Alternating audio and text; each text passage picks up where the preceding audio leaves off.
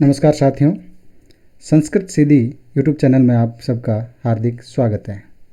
मैं महेंद्र परियार संधि प्रकरण टॉपिक में आज अयादि संधि टॉपिक लेकर आपके समक्ष हाजिर हुआ हूँ।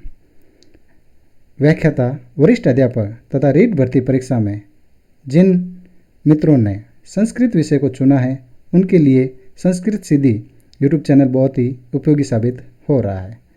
आज हम संधि प्रकरण टॉपिक में ये दूसरा वीडियो लेकर उपस्थित हुए हैं। तो दोस्तों, बता देना चाहता हूँ कि संधि प्रकरण टॉपिक में हमने पहला टॉपिक यन संधि का पढ़ा है।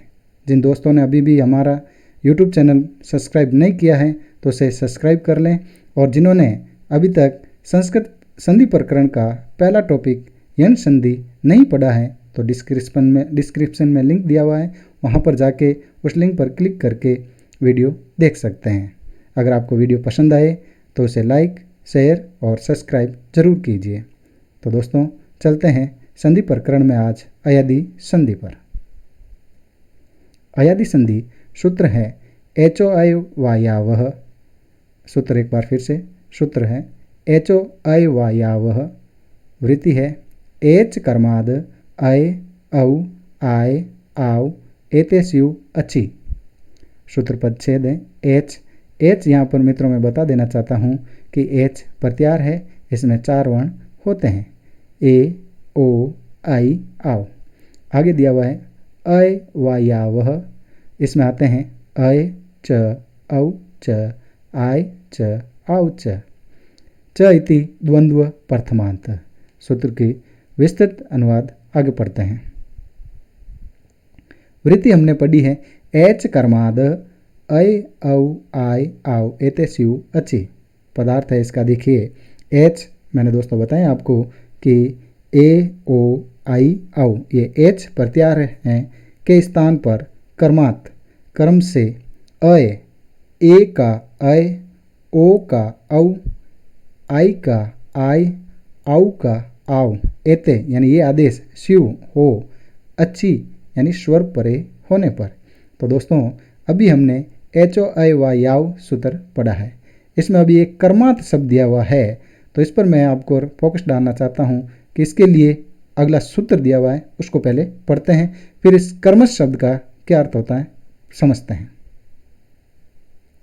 सूत्र है यथा संख्यम अनुदेश समानाम। दोस्तों, बता देना चाहता हूँ कि यह सूत्र वहाँ प्रवृत्त होता है जहाँ उद्देश्य और विधेय की संख्या समान होती हैं। यहाँ पर हमने पहला सूत्र पढ़ा है एचो अय वायाव। इस सूत्र से मात्र एच को अय औ आय आव आदेश हो यही स्पष्ट होता है, जबकि कर्मात, दोस्तों बता देना चाहता हूँ, कर्मशः या कर्माश कर्मात पद का ग्रहण यथा संख्यम अनुदेश समानाम सूत्र से होता है। तो दोस्तों, हमें पढ़ा है कि जैसे ए का अय, ओ का औ, आई का आय और औ का आव इनके स्थान पर कर्मश होता है, वो यथा संख्यम अनुदेश सूत्र से होता है।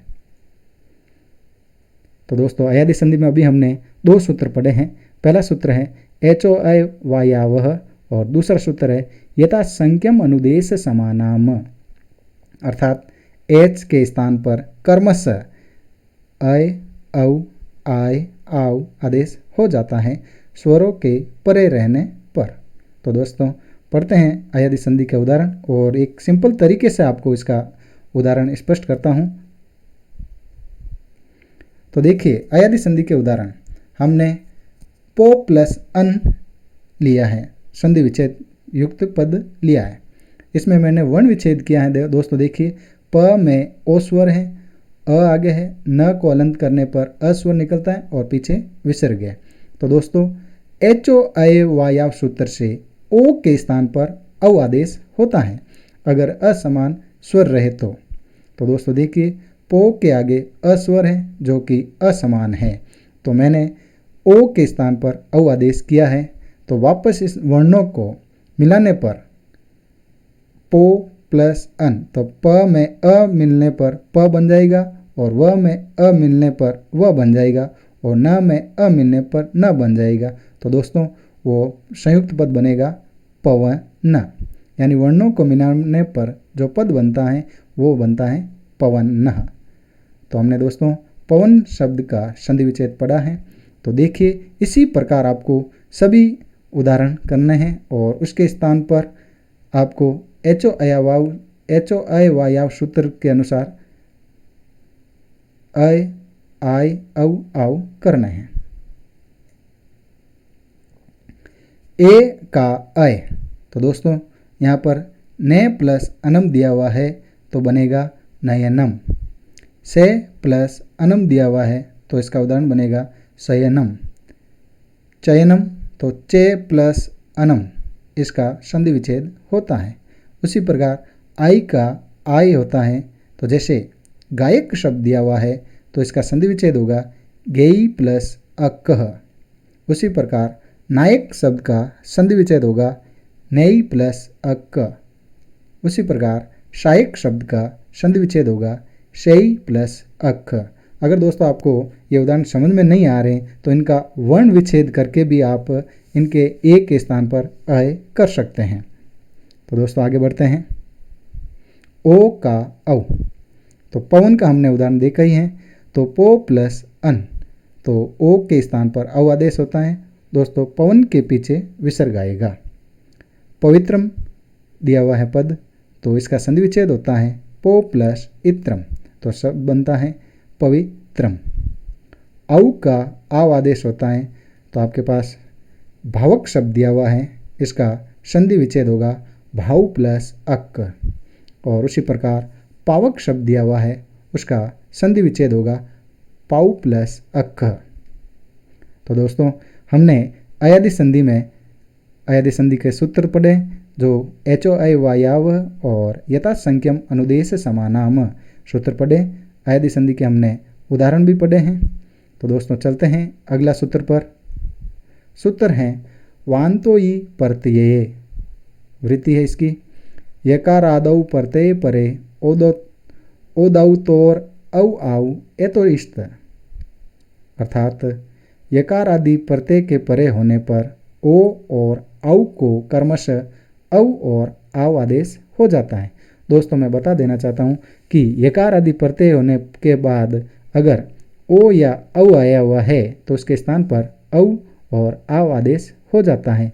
ये केवल और केवल इन दो उदाहरण के लिए ही ये वांतो ही प्रत्यय सूत्र काम में आता है।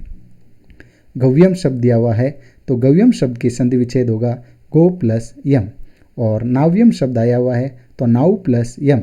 अगर गव्यम शब्द पूछ ले संधि विच्छेद और इसमें कौन सा सूत्र होता है तो दोस्तों आपको बताना होगा वांतो ई प्रत्यय। नाव्यम शब्द का संधि विच्छेद होगा नाउ प्लस यम। आगे बढ़ते हैं दोस्तों। सूत्र है अद्व परिमाणे च। एक बार सूत्र वापस रिपीट कर रहा हूँ, अद्व परिमाणे च।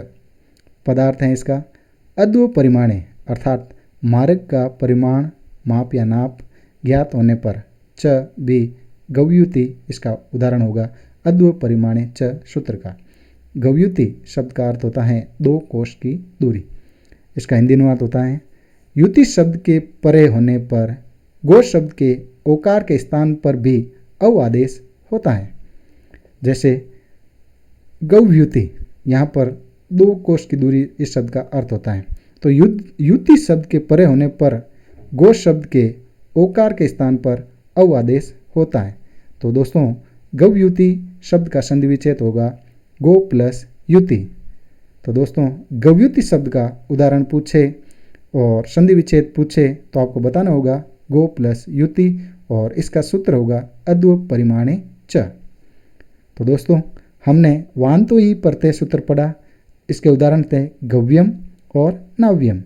उसके बाद हमने पढ़े अद्व परिमाणे च, इसका उदाहरण है गव्युति।